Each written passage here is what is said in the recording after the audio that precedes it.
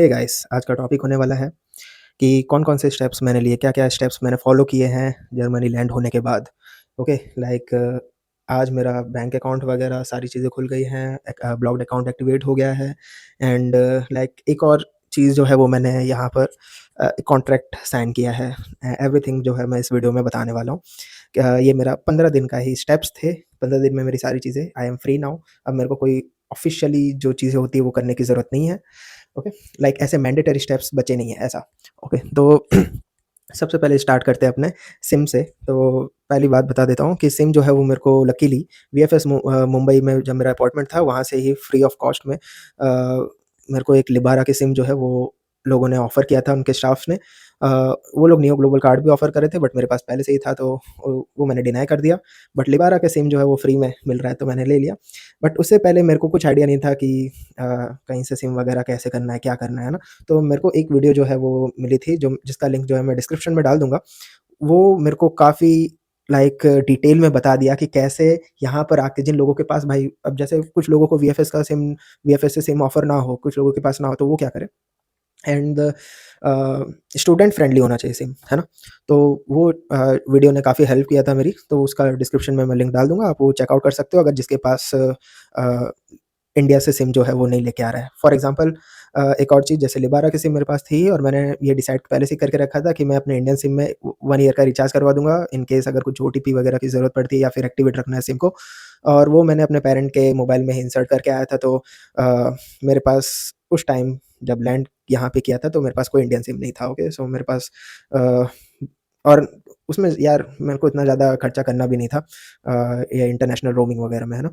तो बस वही लिबारा की सिम बड़ी ईज़ी है, वो एक पैकेट के अंदर इंस्ट्रक्शन सारे दिए ही रहते हैं या फिर आप यूट्यूब भी कर सकते हो कि कैसे है ना इंडिया से ही आप लाइक डाउनलोड कर सकते हो उनकी एप्लीकेशन। बट एक्टिवेट तो भाई आपको इधर जब तक लैंड नहीं करोगे तब तक वो एक्टिवेट नहीं होगा, सिंपल सी बात है ना? तो वो भी आप वाईफ़ाई यहाँ के फ्रैंकफर्ट एयरपोर्ट का जो वाईफ़ाई है वो आप यूज़ कर सकते हो। आई मीन मैंने वाईफ़ाई की बात करता हूँ, तो फ्रैंकफर्ट एयरपोर्ट पे हर एयरपोर्ट पे आपको मिल जाएगा जहाँ इंटरनेशनल एयरपोर्ट है ना? तो अपनी बात बताता हूँ, मैंने एयरबीएनबी मैंने एक रात के लिए बुक किया था, तो वहाँ पे वाईफ़ाई था, वहाँ से ही मैंने एप्लीकेशन जो पहले से डाउनलोड था, उसमें कुछ वेरिफ़िकेशन वगैरह, पासपोर्ट स्कैन, लाइक फेस रिकॉग्नाइज़ेशन वगैरह ये सारी चीज़ें करके लाइक 5 टू 10 मिनट में लिबारा की सिम जो है वो एक्टिवेट हो गई थी। सो सिम वगैरह के लिए मेरे को कोई इश्यू नहीं आया। इवन फ्री में ही मेरे को 1 महीने के लिए 15 जीबी और अनलिमिटेड कॉलिंग वगैरह मिल रहा है तो है कि नहीं? बट फिर उसके बाद आपकी मर्ज़ी आपको पोर्ट करवाना है किसी दूसरे प्रोवाइडर में। I mean it's prepaid SIM okay और प्रेफ़र ये किया जाता है कि प्रीपेड सिम लो यहाँ पे कोई नवा कॉन्ट्रैक्ट आप जो है चालू ना कर दो। अनटिल और अनलेस मैं आपको बताऊँगा कि कौन से कॉन्ट्रैक्ट की बात कर रहा हूँ, है ना? चलो, उसके बाद अभी एक और मेन जो इश्यू है स्टूडेंट फेस कर रहे हैं काफ़ी सारा मेरे को डीएम आ रहा था पिछली वीडियो के बाद से कि आपने ये सारे जो बताया अकोमोडेशन का वो ठीक है बट मेरे पास अब ज़्यादा टाइम नहीं बचा है क्योंकि कई लोगों का लाइक फॉर एग्ज़ाम्पल मेरा खुद का जो है मैं यहाँ पर हूँ बट मेरा यूनिवर्सिटी जो है वो 15 दिन बाद से है ना स्टार्ट होने वाला है। तो कई लोगों जो है वो अप्रैल में लैंड होंगे एंड उनके पास अकोमोडेशन का अभी भी इश्यू आ रहा है ना? और कई सारे ऐसे भी हैं जिनको लाइक फ़ियर है कि यहाँ पर लैंडलॉर्ड क्या डिपॉज़िट ले लेते हैं और फिर उसके बाद गोश्त कर देते हैं, कनेक्शन काट देते हैं, ओके? सो ऐसे सारे इश्यू ना आए, ऐसा सब ना आए, उसके लिए मैं सॉल्यूशन लेके आया हूँ एम्बर स्टूडेंट प्लेटफ़ॉर्म का। वहाँ पर आप जा सकते हो अपने जहाँ पर भी आप स्पेसिफ़िक सिटी में जाना चाहते हो, उस सिटी का नाम लिखो और वहाँ पर जाके आपको कॉम्पिटिटिव रेट्स में अच्छे प्राइसेज़ पे फॉर एग्ज़ाम्पल बर्लिन जो हो गया, वहाँ पर आप जाओगे तो आपको कॉम्पिटिटिव रेट्स में लाइक वो लोग अपार्टमेंट जो है वो प्रोवाइड करते हैं, जो आप चेकआउट कर सकते हो, ओके? लिंक जो है वो डिस्क्रिप्शन में है, एक बार ज़रूर देखना क्योंकि कई सारे लोग अभी भी जो है अपार्टमेंट ढूँढ रहे हैं, तो उनके लिए फ़ायदेमंद रहेगा, है ना? एंड ऐसा नहीं है कि ये सिर्फ़ जर्मनी में है, यूके वगैरह में भी उनका काफ़ी अच्छा लाइक स्टूडेंट्स का रिव्यू है उसमें, तो आप चेकआउट कर सकते हो और ये बना भी जो है स्टूडेंट फ्रेंडली में स्टूडेंट स्पेसिफिक है प्लेटफ़ॉर्म तो आप ज़रूर देखो और जो लिंक है डिस्क्रिप्शन में वहाँ पर आप उसे क्लिक करोगे तो आपको कुछ स्टूडेंट बेनिफिट्स भी मिलेंगे। So do check it out. तब तक हम बात करते हैं नेक्स्ट स्टेप्स की, सो जो मैंने लिए थे, ओके? तो देखो, मेरे साथ इश्यू ये आया था आनबिल्डुंग का। आनबिल्डुंग का जो अपॉइंटमेंट है मैंने काइज़र्slautern के ऑफ़िस का, वो इंडिया से ही बुक करके आया था, ओके। बट बाद में पता चला कि जो मेरा वेगे है, वो काइज़र्slautern टाउन में नहीं आता, वो नेबर वाले टाउन में आता है, तो मेरे को इन पर्सन ही जाना पड़ा था नेबर वाले टाउन के ऑफ़िस में और सुबह-सुबह को आप जाओगे या सुबह-सुबह को आप कई लोगों को ऐसा होता है कि अरे यार लाइक मेरे को तो 1 महीने या 15 दिन बाद का अपॉइंटमेंट मिल रहा है ऑनलाइन, है ना? तो वो इश्यू मेरे को भी आया था, ओके, नेबर टाउन वाले का। तो मैंने जब सुबह-सुबह देखा तो बाद में वो 15 दिन जो लेट दिखा रहा था वो मेरे को सिर्फ़ लाइक 3-4 दिन ही लेट दिखाना शुरू हो गया, पता चला होगा क्या बोल रहा हूँ मैं। बट जितना छोटा टाउन उतना ज़्यादा बेटर है। टाउन काफ़ी छोटा है यहाँ जो नेबर वाला है। आई मीन काइज़र्सलाउटर्न भी इतना ज़्यादा कुछ भीड़ नहीं है यहाँ, ओके। सो आप सुबह-सुबह या इन पर्सन भी जा सकते हो, तो मैं वही किया। अब मैं नहीं वेट करने वाला था 5-6 दिन और, तो मैं सुबह-सुबह को ही निकल गया आनबिल्डिंग की प्रोसेस करवाने के लिए। आई मीन 8 बजे उनकी ऑफ़िस शुरू होती है, साढ़े 7 बजे खड़ा हो गया मैं ऑफ़िस के सामने एंड लाइक जैसे ही ऑफ़िस में एंटर हुआ, वहाँ एक स्क्रीन लगी थी, वहाँ पर आप अपना रिसिप्ट ले सकते हो, इंग्लिश में सारी चीज़ें इंग्लिश फ्रेंडली, ऐसा कुछ मेरे को इश्यू नहीं आया कहीं पे लैंग्वेज को लेकर। तो वो अनबिल्डिंग का प्रोसेस करवा दिया, सबसे पहले वही किया मैं। ओके, दूसरी चीज़ बस गया अपने कॉलेज और वहाँ पे जाके एनरोलमेंट का एक प्रोसेस था, वो मैंने करवा दिया क्योंकि आरपीटीयू जहाँ पर मेरा यूनिवर्सिटी है, उनमें ऐसा है कि इन पर्सन जाकर आपको एनरोलमेंट प्रोसेस वगैरह करवाना होगा, लाइक मेरा पासपोर्ट स्कैन वगैरह करके एंड एवरीथिंग, है ना? तो वो मैंने करवा दिया वो भी 2 दिन बाद मेरी स्टूडेंट आईडी कार्ड वगैरह सारी चीज़ें, सेमेस्टर टिकट वगैरह सब जनरेट हो गई, बट स्टिल मैं अभी उसको यूज़ नहीं कर सकता, उसको यूज़ तभी करूँगा जब मेरा सेमेस्टर चालू होगा, वो होगा अप्रैल 1 से। तो अप्रैल से ही मैं सेमेस्टर टिकट वगैरह जो है वो यूज़ कर सकता हूँ, बस को फ्री में यूज़ कर सकता हूँ। वीआरएन करके एप्लीकेशन है, वीआरएन की बस जो है यहाँ पर अ, आई मीन चलती है, तो वो मैं फ्री में यूज़ कर सकता हूँ। तो 1 महीने के लिए मैं करूँ क्या? क्योंकि मैं 27 से समझ लो मैं यहाँ पर हूँ, क्योंकि 26 को मैं लैंड हुआ था, वो भी रात को, तो एक रात तो मैं एयरबीएनबी फ्रैंकफर्ट में था, फिर अभी 27 को इधर आया, है ना? और इसमें लैंडलॉर्ड ने काफ़ी हेल्प किया, लाइक उनके मदर-फादर मेरे को पिकअप करने आए थे काइज़र्सलाउटर्न के स्टेशन से यहाँ तक। मैंने वीडियो बना रखी है कि मैं कहाँ कितना दूर रहता हूँ और क्या-क्या है, पिछली वाली वीडियो आप चेकआउट कर सकते हो। एक डॉचलैंड टिकट जो है वो मैंने यहाँ परचेज़ कर ली थी।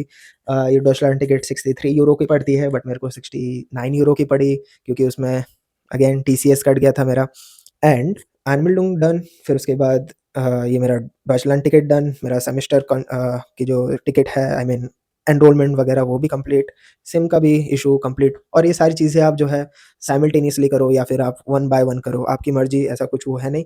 तो आप लोगों के ऊपर डिपेंड करता है कि आप कब कौन-सी चीज़ साइमल्टेनियसली करते हो, कब उसके बाद, है ना? तो ये हो गया मेरा ये डन, ठीक है। जैसे ही मैं जिस दिन गया था अपना लाइक सेमेस्टर टिकट वगैरह ये सब करने, एनरोलमेंट करने, उसी दिन मैं स्पार काज़े में चले गया था अपना बैंक वगैरह का अपॉइंटमेंट लेने, क्योंकि उधर वो लोग अनबिल्डिंग माँगे थे मेरे से, ओके। एंड मेरा ये एनरोलमेंट सर्टिफिकेट माँगे थे, तो एनरोलमेंट सर्टिफिकेट आपको तभी मिलेगा ना जब आप एनरोलमेंट वगैरह करवाओगे, तो वो एनरोलमेंट सर्टिफिकेट डिफरेंट होता है आपके लाइक एडमिशन लेटर से, है ना? सो अनबिल्डिंग एनरोलमेंट सर्टिफिकेट एंड स्टॉया आईडी। तो ये स्टॉया आईडी क्या होती है, जब आप एनुअल करवाओगे ना, उसके तीसरे या चौथे दिन आपका ऑटोमेटिकली स्टॉया आईडी जनरेट हो जाती है, वो टैक्स आईडी होती है और वो बाय पोस्ट आ जाती है अगर आप पास में आपका ऑफ़िस है एनुअल वाला। मेरा तो काफ़ी दूर है और आई गेस अभी तक मेरा स्टॉया आईडी नहीं आया, तो मैं दूसरे-तीसरे दिन ही एनुअल कंप्लीट होने के बाद, डॉक्यूमेंट मिलने के बाद दूसरे-तीसरे दिन खुद ही चले गया अगेन अपने ये अनबिल्डिंग वाले ऑफ़िस में, और वहाँ पे जाकर, जहाँ मेरा अनबिल्डिंग हुआ था, वहाँ पर जाकर अपना स्टॉया आईडी जो टैक्स आईडी वो भी ले लिया था, ताकि मैं अपना बैंक अकाउंट खुलवा सकूँ। अब यहाँ से गेम क्या है कि जिस दिन मेरा अपॉइंटमेंट था, वहाँ पर अच्छे से उन लोगों ने काफ़ी काइंड जो है स्टाफ है स्पारकाज़े का, तो अब मेरा भी ऐसा हुआ, फ्री में अकाउंट खुला है, 25 डेज़ तक फ्री रहेगा, फिर उसके बाद कुछ चार्ज कटेगा उनका हर महीने का। तब का तब 12 मार्च को जो है मेरा आईबैन वगैरह सारी चीज़ें क्रिएट हो गई। अब 13 डेट को, मतलब जिस दिन ये वीडियो शूट कर रहा हूँ, उस डेट को मैंने अपना सोचा कि ब्लॉक्ड अकाउंट वगैरह जो है वो एक्टिवेट करवा लूँ, ओके। तो अब यहाँ से इश्यू क्या आया कि जो एक्सपार्ट है, इश्यू नहीं है, एक्सपार्ट है वो खुद का भी अपना बैंक अकाउंट लाइक सजेस्ट करता है, ओके, सजेस्ट करता है। तो मैं इतना ज़्यादा काफ़ी वो शॉक हुआ, क्योंकि फोकट का मेरे को है ना जाकर एक नवा बैंक अकाउंट खुलवाना हुआ, जब एक्सपार्टियो खुद अपना बैंक अकाउंट दे ही रहा है ना।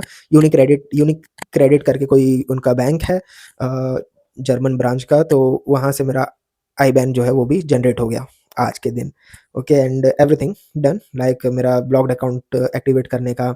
हाँ, आपको एक चीज़ ये है कि एक्सपार्टियो के अंदर वो लोग बोलते हैं कि आपको जाना होगा कोई भी पोस्ट ऑफिस जो आपके पास में पड़ती हो, पोस्ट ऑफिस में जाकर वो जैसे एक्सपायरी हो का आप एप्लीकेशन डाउनलोड करोगे तो वो लोग कुछ है ना पासकोड वगैरह देते हैं, वो पीडीएफ देते हैं, वो पीडीएफ जाके आपको कोई भी पास वाले पोस्ट ऑफिस से स्कैन वगैरह करवा के अपना पासपोर्ट वगैरह लेके जाना। ये वेरिफिकेशन के लिए होता है कि आप आ गए हो इधर, है ना।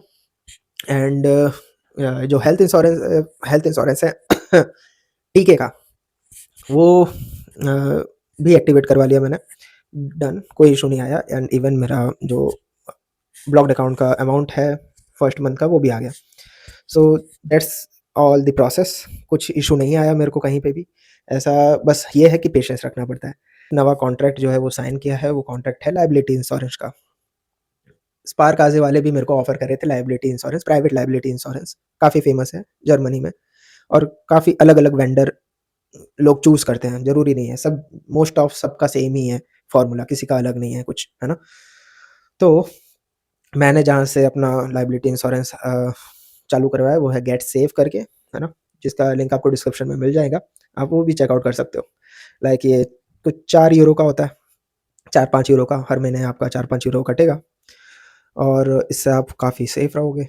आई मीन कुछ भी पर्सनल लायबिलिटी इंश्योरेंस है तो कुछ भी अगर आपके थ्रू डैमेज होता है तो उसका कवर अप हो जाता है।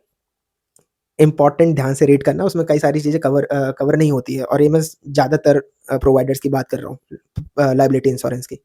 फॉर एग्ज़ाम्पल जो मैंने साइन किया गेट से, उसके अंदर अगर कोई काँच वगैरह मेरे से टूट जाता है तो वो सब कवर नहीं होगा, ओके? तो या फिर अगर कार वगैरह चलाता हूँ, तो अगर वो एक्सीडेंट वगैरह हो जाता है, सामने वाले का टूट जाता है, तो वो सब कवर नहीं होता, वो सब आप पढ़ लेना, ओके? तो इट्स ओके, मेरे लिए चलेगा, मैं नहीं चलाता हूँ कार वगैरह। ठीक है? तो बस यही सारी चीज़ें थी, बाकी और कुछ इसमें नहीं था। हाँ, अब मैं आपसे कुछ सजेशन लेने वाला हूँ कि कई सारे लोग कमेंट कर रहे थे कि व्लॉग्स वगैरह मैं यहाँ चालू करूँ। तो मैं आपसे ये कुछ लाइक राय माँगना चाहता हूँ कि आपका क्या सजेशन है? मैं पीओवी व्लॉग्स जो है वो सोच रहा हूँ बनाने का, लाइक हर सभी लोग यहाँ पर व्लॉगर्स हैं, है ना? और कैमरा टाइप चालू हो जाने का कि भाई हाँ, चलो आज का व्लॉग है ये वो।